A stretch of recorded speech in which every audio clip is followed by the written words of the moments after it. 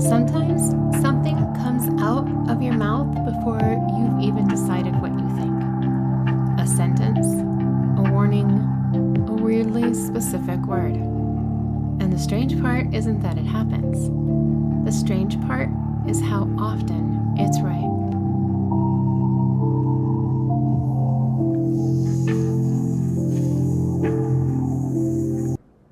So I'm all about the strange moments, and we're going to talk about another one on this episode. So let's say you're in the middle of something, like a conversation, a meeting, a phone call, and something comes out of your mouth.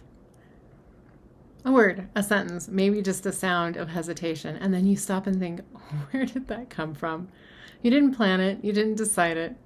It was just kind of there, out loud, before you'd have formed a thought around it. Today, we're talking about that moment, the thing you said before you thought it, the voice that arrived maybe in your head without reason, and why it might deserve more attention than maybe you've been giving it. Welcome back to More Than We See. I'm Natalie. So let's get right into it. I want to talk through this moment. And it hasn't been too long ago for me either. And these moments happen to you too, so I'm sure you can call one up in your mind. But I was going through some important documents. So I think we sign on those next. Anyway, going through some important documents. The kind of documents that you put off for years because sitting down to do them means admitting that there are certain things that are real. Anyway, I was moving through them the way that you do. You're a little tired and you just want things to be done, scanning, half present, trying to just get through it. And then I heard myself say it out loud, quietly, to no one, don't sign it yet. Not, I should read it more carefully. Not really anything that felt off. So that was okay too. Just a simple, don't sign it yet. So I stopped and I put down my pen, I think. I'm sure it was a pen. I had something in my hand. Anyway, I set it down. And I came back about 10 minutes later and there it was. It was something that I had completely missed. And it's the kind of thing that would have mattered, like a lot, if I would have signed those. So here's what I keep thinking about. I really didn't think my way into that warning. I had spoken it before I thought anything about it at all. Like my mouth got there before my mind did. And that's the thing we're sitting with today. So let's talk about what's actually happening in that moment. Because there's more going on than it seems. So let me offer you a few different ways to hold that moment. Not to pin it down, just to kind of give it some language so you can think about it. One possibility is your nervous system is processing information faster than your conscious mind can catch up to. That's common, happens all the time, right?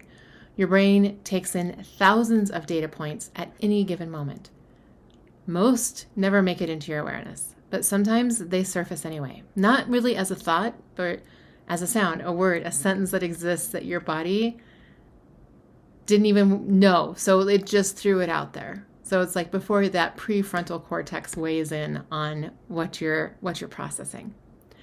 Researchers who study decision making call this thin slicing, the idea that your system can make accurate assessments very quickly based on very little conscious information. Malcolm Gladwell wrote about this. Damasio studied it from the neuroscience side. The conclusion they both kept arriving at was the same. Your brain knows things before you do. And when it needs to get your attention quickly, it doesn't wait for you to think your way there. It pushes something out, a word, a sound, a sentence. The fastest route from knowing to action is sometimes through your mouth before it's through your mind. So it's not really a glitch. It's just our system working as exactly as it was designed.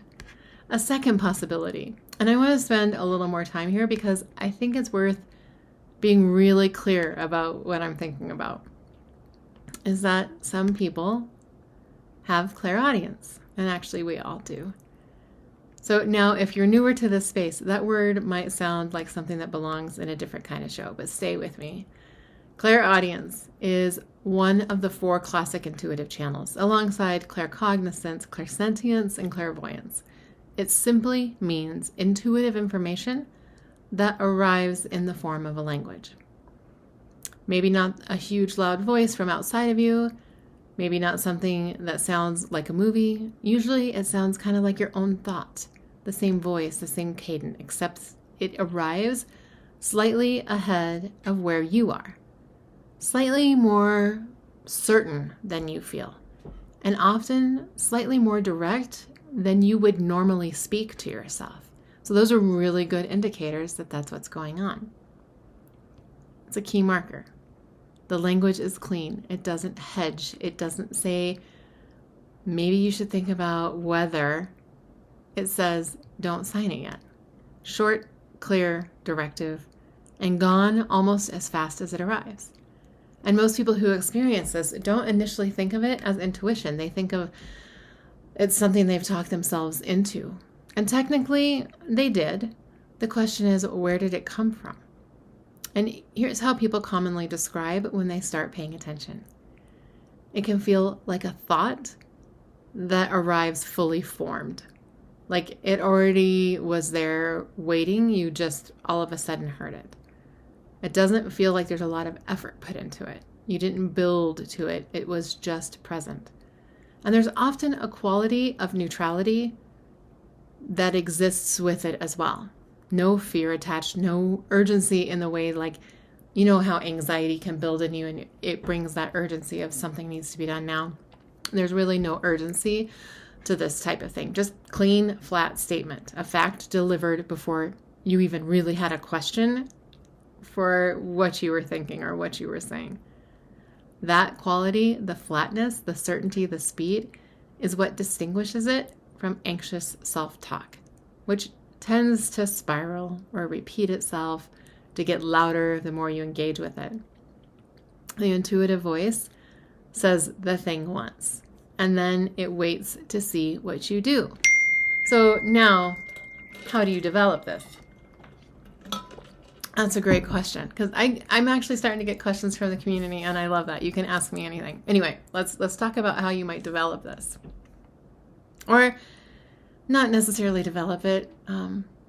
It's like developing your sense of touch. We're not developing it. We're just starting to pay attention to it. So let's talk about what getting better at catching it or paying attention to it. And the honest answer is to practice noticing. Not summoning anything, not sitting down and asking for information, just catching what's already arriving and treating it as it's worth looking at. So here's what that practicality looks like.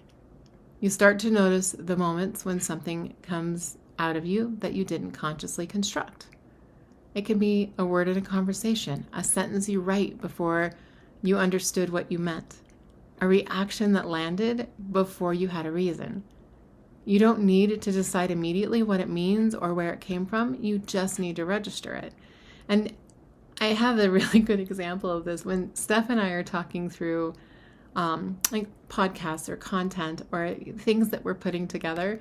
Oftentimes a word will just come to me and I'll say it as part of our conversation because I've kind of learned like that's how I'm processing things, right? So I'll just say it out loud and then we'll look it up and it'll make so much sense. And things that I hadn't fully found as a functional process are just kind of flowing through. So it kind of is a matter of really just paying attention. What you'll notice as you do this is that your ability to hear gets sharper. It's less like turning up the volume and more like learning the language. At first, you're going to catch one word, 2 words, maybe a phrase, and then you start to understand before that sentence is finished. The nervous system explanation and the intuitive channel explanation aren't really in conflict here. They might be 2 ways describing the same event, one from the outside and one from the inside. One is kind of the mechanism and one is the meaning. And you don't have to choose between the 2 because really I think that they are coexisting together. Our nervous systems, which is different than if you look at design maps of bodies and study cardio. Anyway, we have a lot of different systems that run in our body. Our nervous system is definitely one of them. the nervous system is always going to be paying attention and clocking the things that you've done and remembering how you felt about a certain situation, about trauma, about anxiety. And those things are always going to resurface when you're experiencing something that seems similar to what you have experienced before. That's what nervous systems do. But a nervous system in tandem with your extrasensory perceptions, your clairaudience, claircognizance, like all of those things combined, they work together to have those experiences. They're not one or the other. So the question really isn't which one is right. The question is, what do you do with it? So if this is real, and I think it is, the question becomes practical. How do you start working with it? So here's what I notice about people who've learned to work with this. They've gotten better at catching themselves, not analyzing it, just catching it. So I have a little tool this week for this podcast to look at it with a few different doorways and take the one that fits for you. The first doorway is audio. So after something comes out before you meant it to, pause. Just don't explain it away. Just ask, what did I actually say? Repeat it back to yourself quietly. Notice if it has a shape to it, like a direction. Was it telling you something? Is it kind of guiding that light? Don't sign it yet as a heading, not an explanation. It's just the kind of thing you're listening for. The second doorway is written.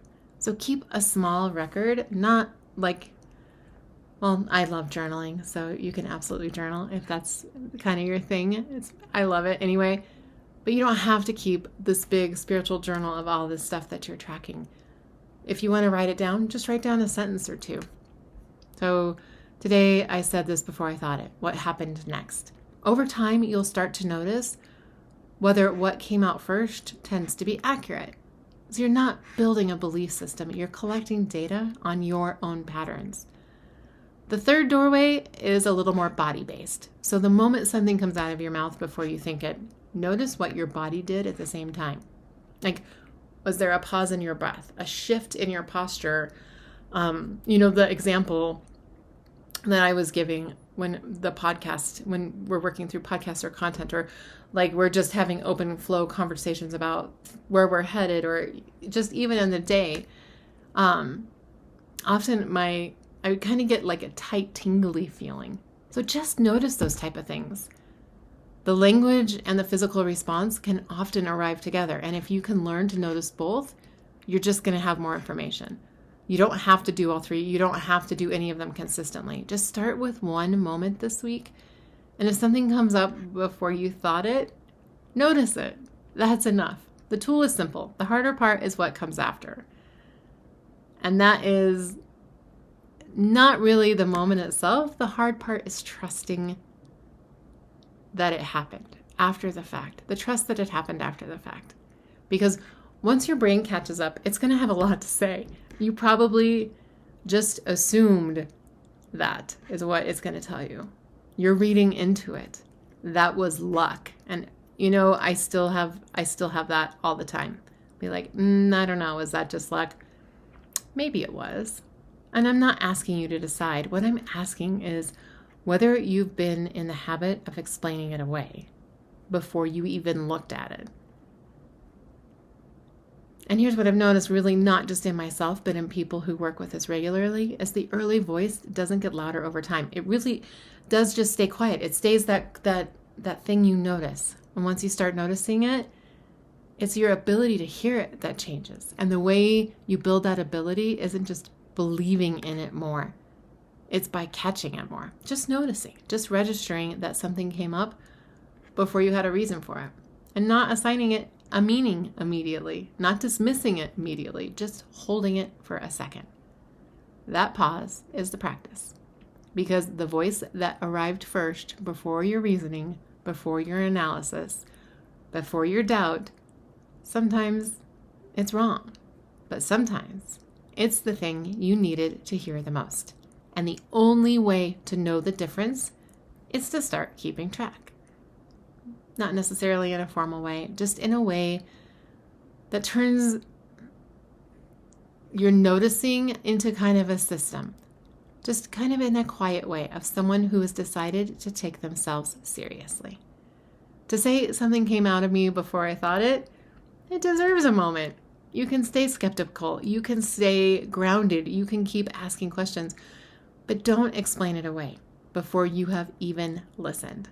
So notice what comes out before your mind catches up, and I will see you next week on More Than We See.